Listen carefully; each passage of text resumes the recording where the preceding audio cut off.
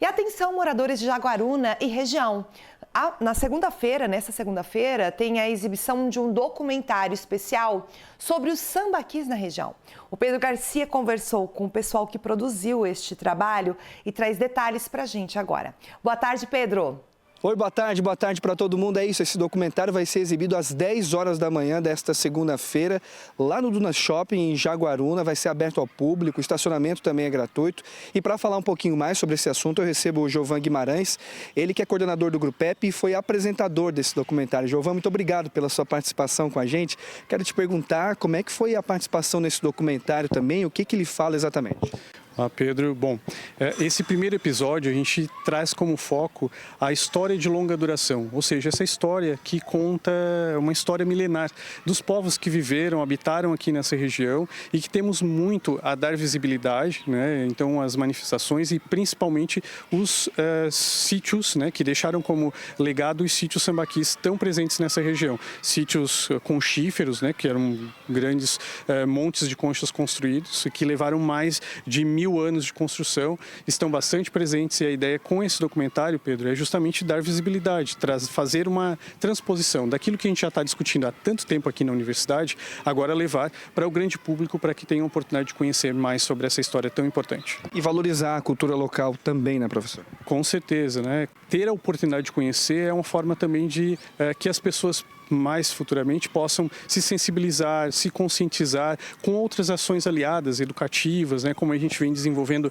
através do grupo de pesquisa. Eu acho que isso é muito interessante, Pedro. Muito obrigado, então, ao professor Jovan Guimarães, do Grupep aqui. Agora a gente vai fazer uma substituição, vai trazer o Rafael Guedes, ele que foi produtor, então, desse documentário. Muito obrigado pela sua participação também, Rafa. Quero te perguntar como é que foi fazer esse documentário também e o que o público em casa e o público que for na segunda-feira em Jaguaruna também pode esperar. Boa tarde, Pedrinho.